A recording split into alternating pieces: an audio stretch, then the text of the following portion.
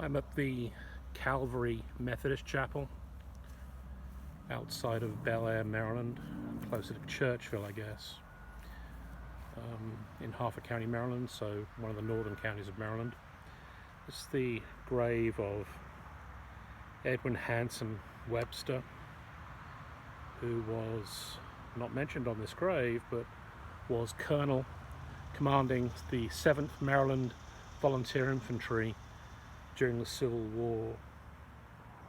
So Webster was born in Churchville, Maryland, which is the district that we're in at the moment, Harford County. Church is not named after this Methodist chapel, it's named after a Presbyterian church up at the crossroads.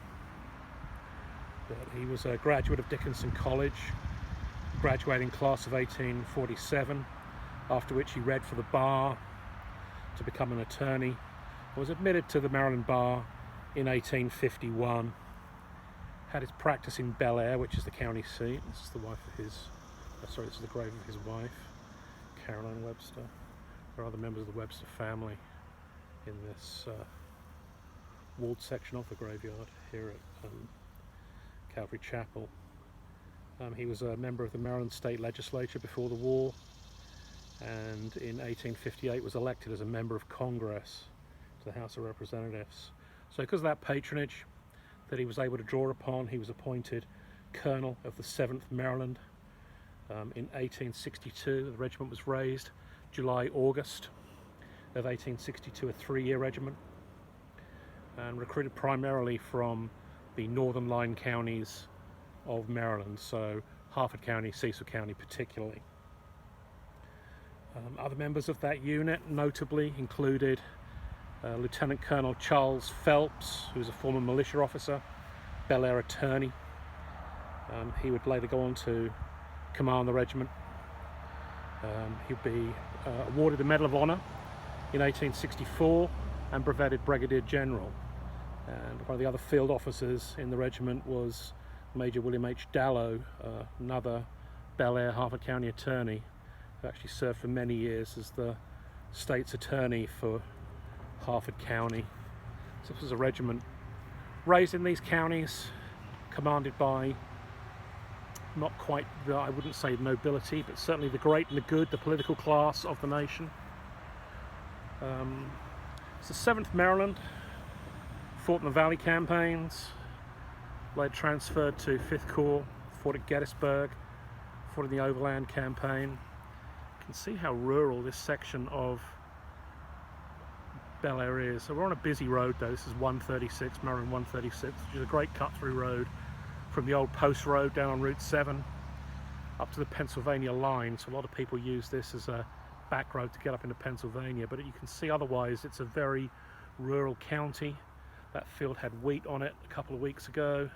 This field here has just been mown for hay this morning. There are cornfields back up over the rise. There's a dairy further on. If we go back down the hill, there's several horse farms. So it's a very rural part of the state.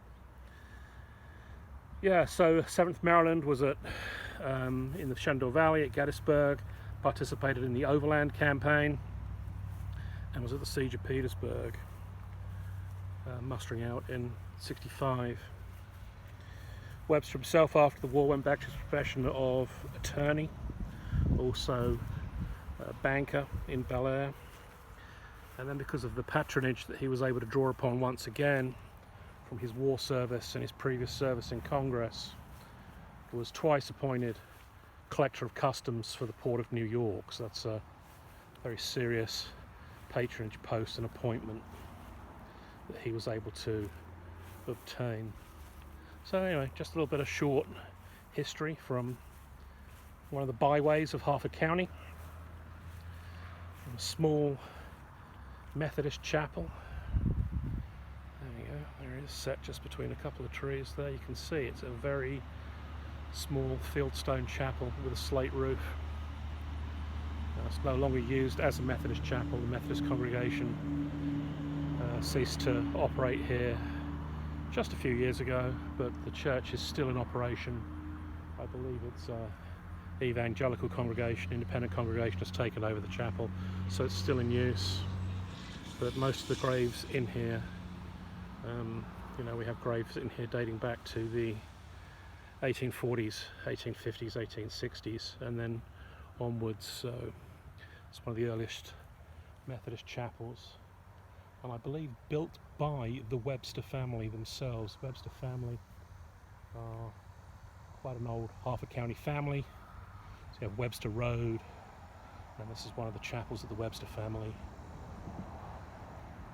helped fund and build as Methodists in Harford County. So just a little bit of history around and about. As you drive around, you never know what you're going to find. You'll see a historical marker at the side of the road.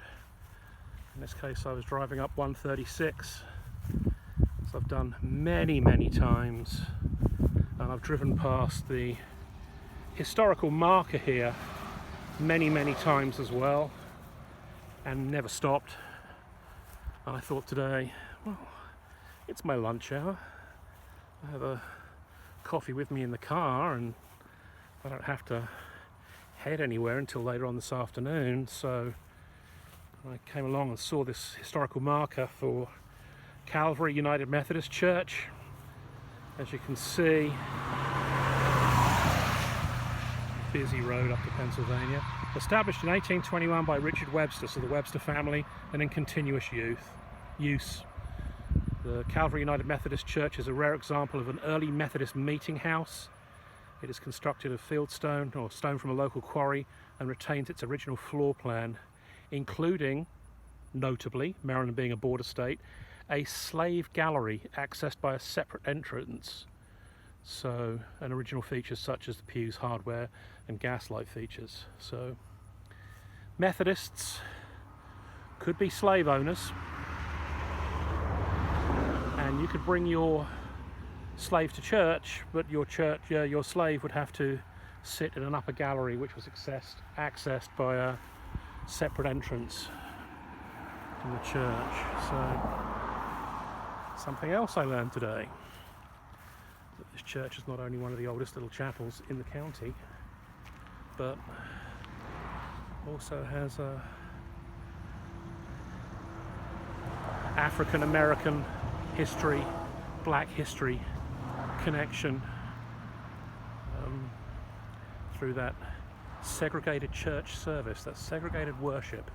Members of the same congregation but of different colours and status in society could be in the same building praying, but were forced physically to remain separate from each other due to the practices of the day. So, something interesting.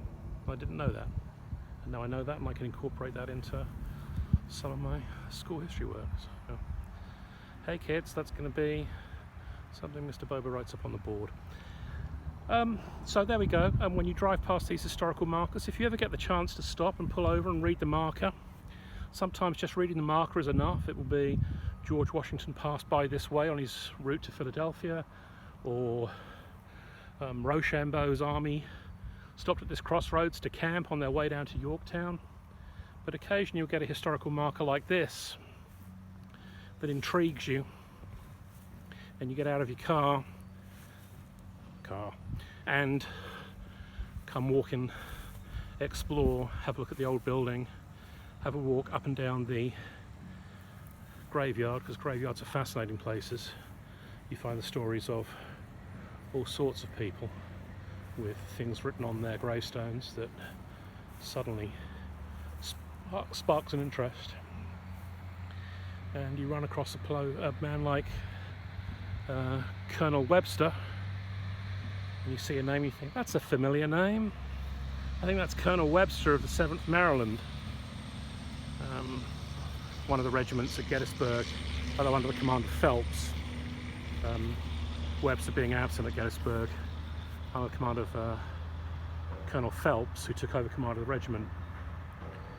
7th Maryland is one of the regiments that withstood the charge, Pickett's charge, and helped repel that charge.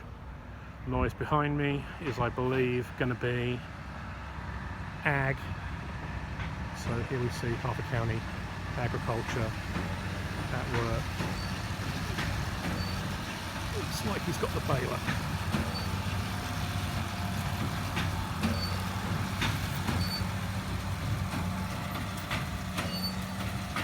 There she goes. Haymaking in progress. Anyway, thanks for joining me today.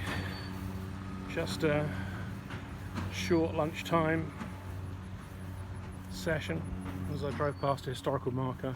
Thought I'd jump out and explore, see if there was anything to talk about. And it turns out there was.